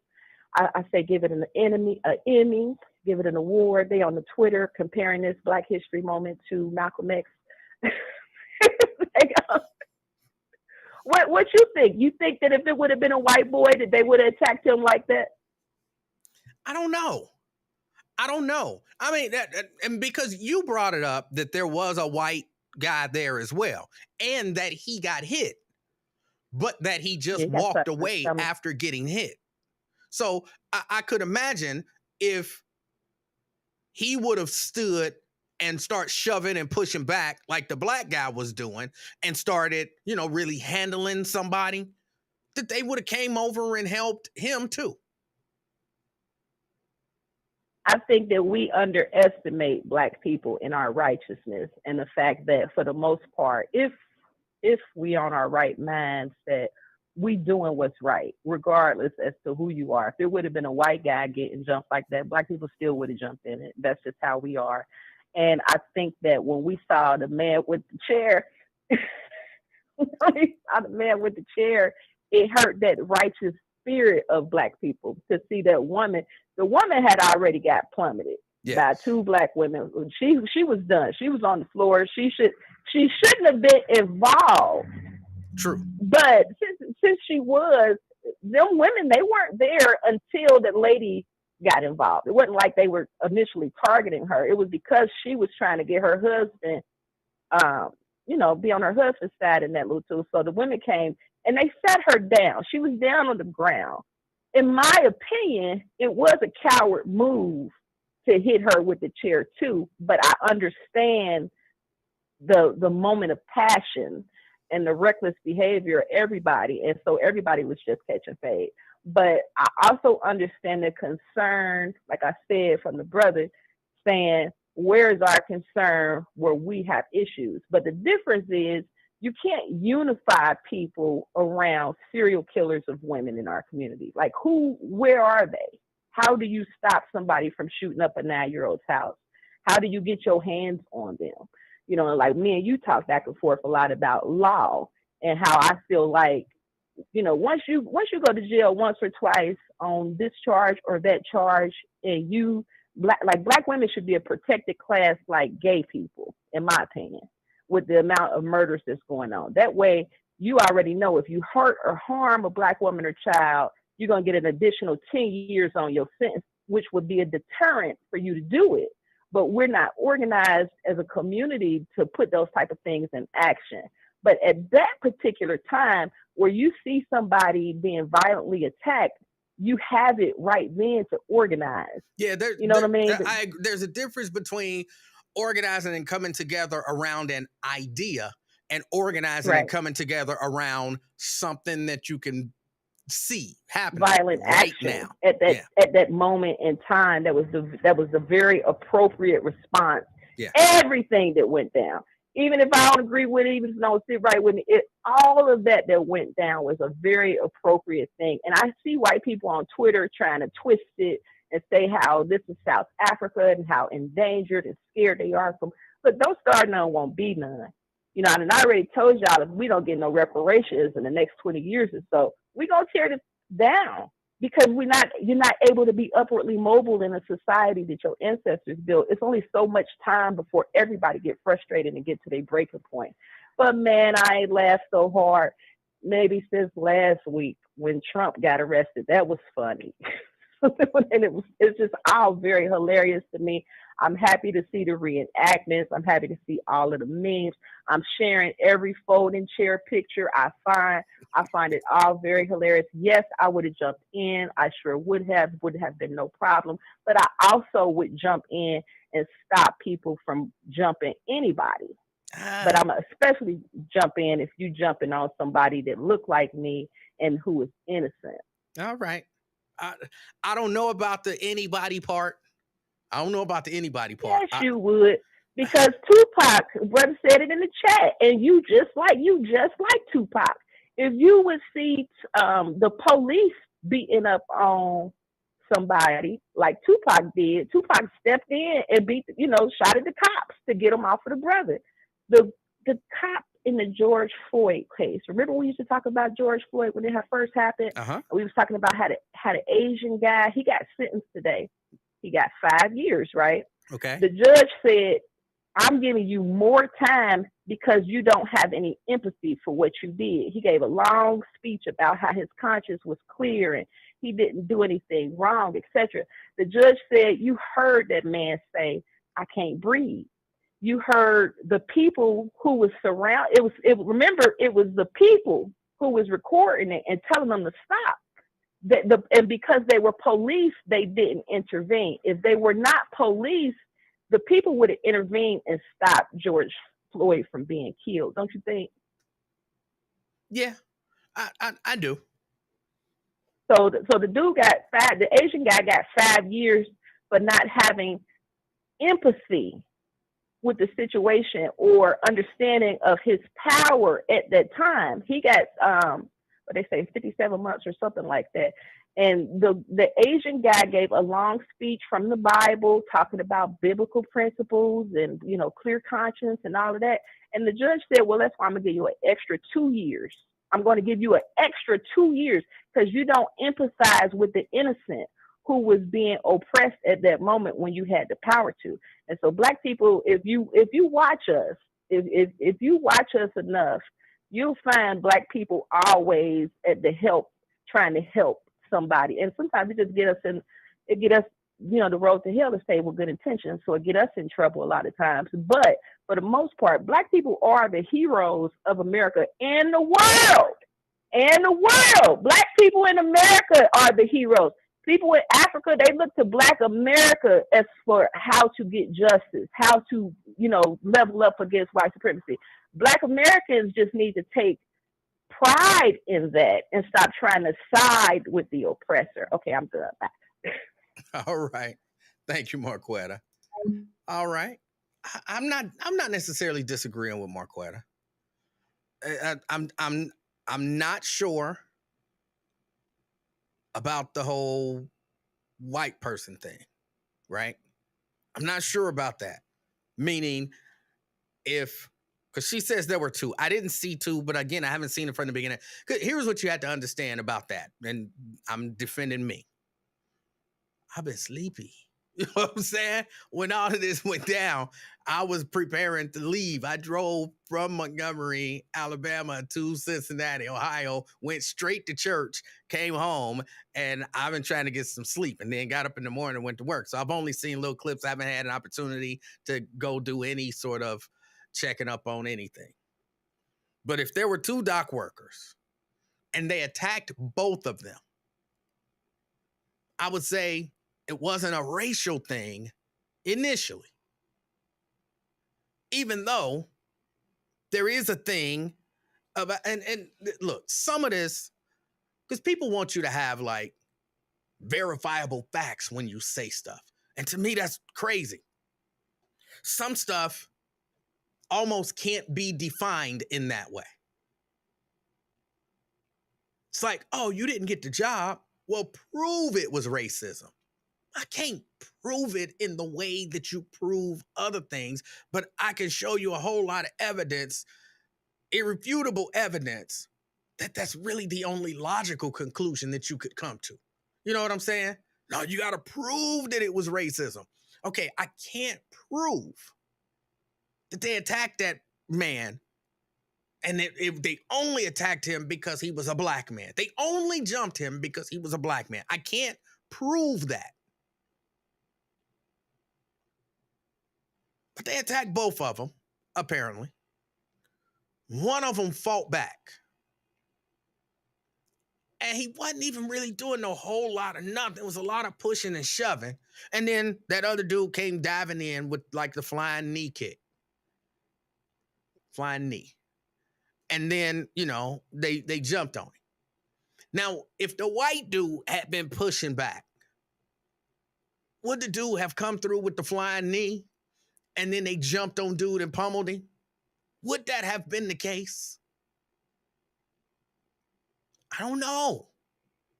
I don't know. In my mind, I'm saying, probably not. It'd have been a little one-on-one thing. They'd have did some pushing and shoving, maybe some swinging, broke it up, and that would have been the end of it. Hey, you watch yourself, pal. And they'd have walked away. But I can't prove that. Just like I can't prove, had that situation happened, it was the white dude, and they came in with the flying knee, and then they was pummeling dude. You think old boy would have jumped in the water and swam over to help the white dude? I don't think so. But I don't know. I can't prove it. Dante.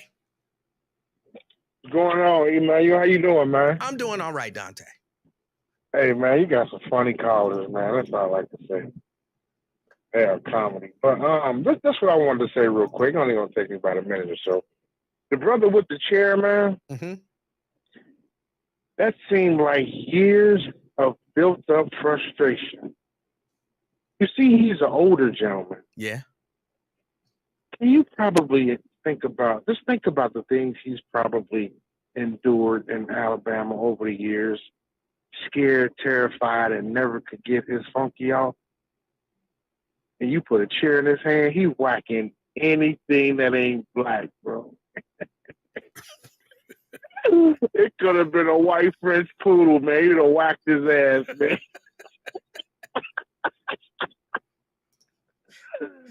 But it was like he had years of frustration, man, and he had flashbacks because he kind of lost it. He kind of blacked out. Anything that wasn't black, man, he was swinging at. Man, woman, child, it didn't matter. And I think it showed years of stuff. I just saw the symbol of years of stuff that he's probably been through living in Alabama all of it. Okay. You imagine what he probably know. You know how it went, man. Burning crosses in your grandma's yard, and you know what I mean. Ain't no telling. And he's never had a chance to get his frustration off, man. And he had that one chance. He says, you know what? I'm gonna make it count. I'm gonna make it count. And it looks like the police wasn't gonna arrest him until he Donkey Kong the lady. It seemed like they were kind of ignoring him after he hit the lady. They were like, okay, we got to grab him. But it just seemed like I just saw a symbol of like years of racism that he's been through in his life, and he just felt like, yeah, this is what I've been waiting on, and he got it on. Okay, Yeah. I can believe that. I can go with that in part. The other part, if you look at him, man, he whatever wasn't black, man, he was dogging, man. He was dingy with that chair, man. the other part of it, and again, I only noticed from my wrestling days, when you hit somebody with a folding chair, I can't explain the feeling that you feel. Especially if it makes the right sound, you gonna hit them. Then you get that vibration of your arm. Get that vibration of your arm. It's something about hitting somebody with a folding chair that makes you want to hit somebody else with a folding chair, and I can't really explain it. Hey, I'm gonna have to experience that then. Let's check that out one time. I'm telling you, it's real. I'm waiting till my wife comes home. I'm gonna surprise her. That's horrible. All right, man. Have a good day, man. All right, Dante. All right. Dante, that is horrible. Don't surprise your wife. Oh, that is terrible. Now I'm going to get canceled. You laughing at domestic violence. He ain't going to smack his wife with a folding chair. He just being silly. Oh, boy. What's happening with my mouse? Come on, mouse. What you doing? This the new mouse. See how they do me? Y'all see how they do me? I got a new mouse. Been working beautifully. Beautifully. Problem free. And just out of nowhere, it decided to not work. See, Janice says, somehow I can't find the humor in that. The humor in that, Janice, is he's not going to surprise his wife when she come home with a smack over the head with a folding chair. That's not going to happen. He just being silly about it. See, that's what I'm saying. Like where Blade was talking about, ain't nothing funny about it. There's a humor in almost everything. There's a humor in almost everything. You just got to find it. Hold on. Let me see. Maybe if I turn you off and then turn you back on. There we go. All right.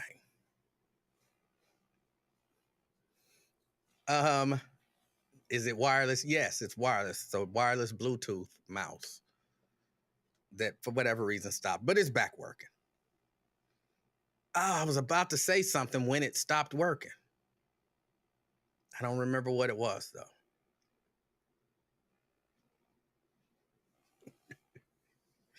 I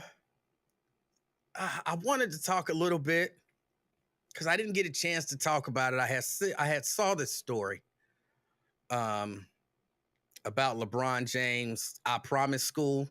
Did y'all see that story where the kids in his school are not achieving?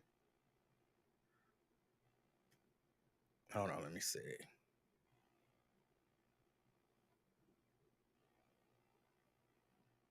This is out of ABC 6. Every 8th grader failed their state math test at LeBron James' I Promise School. Did y'all see that story? I want to talk about that, but I don't have time to talk about it today. But I want to, y'all be all on LeBron's D about that school. Oh, he created a school. He funded the school. Those kids are really achieving. If it wasn't for LeBron, they wouldn't be achieving like they are.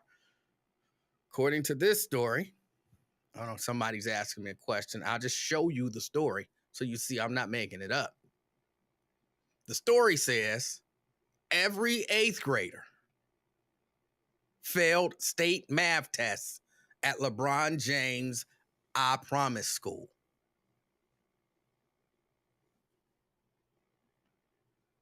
Just so y'all see I didn't make it up. But we'll talk about it. We know I don't have time to get into it right now. I don't have time to get into it right now.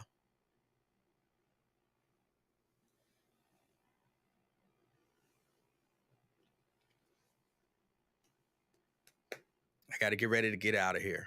I hope you guys can enjoy. Erica says, I wondered about their achievement rates.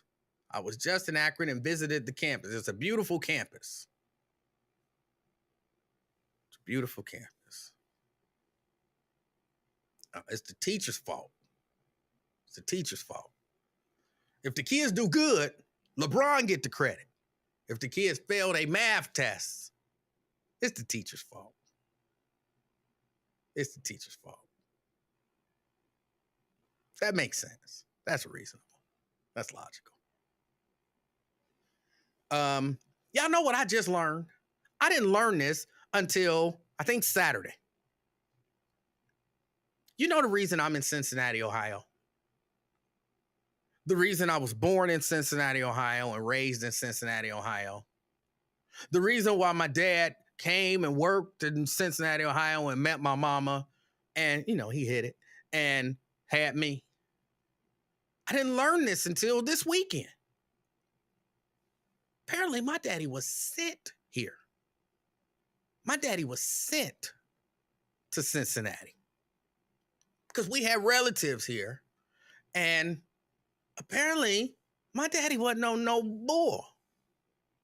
And he got into a situation with some white people, and my daddy wasn't taking it. And my daddy pulled out a knife, apparently, and told that white man, you ain't gonna do nothing. And this had to be, what, in the 50s? In Montgomery, Alabama? Little short black man telling some white man what he is and ain't gonna do, and got the nerve to pull out a weapon? I'll be honest with you. I had no idea that my daddy was sent away for his protection. Apparently, my grandparents and family got together and said, hey, now you know what comes after that. This is Alabama in the 50s. You know what comes after that, right? They come and get you. And they feared that they would find him, you know, hanging from a tree. So he had to come to Cincinnati, go north, but ended up had to come to Cincinnati to be safe. I had no idea. My daddy never told me that story. He never talked about that. He never talked about that. And while I was down there, you know, I was talking to a lot of people, and they were like, oh yeah, Emanuel, you know, him and his brother, they've always been controversial. The word militant, provocative. And I was like, I think I know where we got it from now. I think I know where we got it from. And you know what? I think I'm kind of proud of it. I think there is a level of pride there. That my daddy, in a time when you wasn't supposed to stand up and be a man, said, damn that, I'm going to stand up and be a man. I can appreciate that. So, you know, love going down and talking to my people. Every time I learn something new, they tell a different story that they forgot to tell me last time.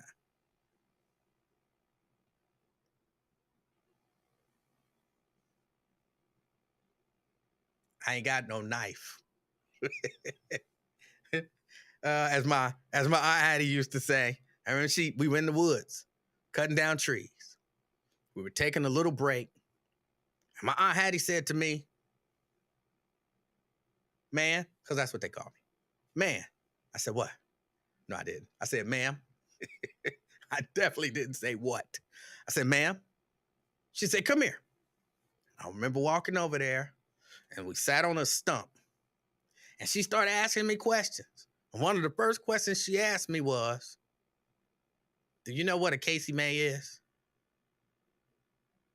I said, a what? You know what a Casey May is? No. And she started laughing. She was like, yes, you do. Your daddy, Nathaniel. She said Nathaniel with a D and not a TH. That's why she always called him that. Your daddy, Nathaniel, you know what a Casey May is. Hey, Hattie, I don't know what a Casey May is. This conversation went on for a good 20 minutes. I finally learned what a Casey May was. Finally learned what a Casey May was and why there was no way that I would not have known what a Casey May was. Again, I appreciate y'all hanging out with me. I appreciate all the condolences. Want to send a shout out to my entire family and rest in peace, Aunt Hattie. Until next time, it's been the Afternoon Experiment.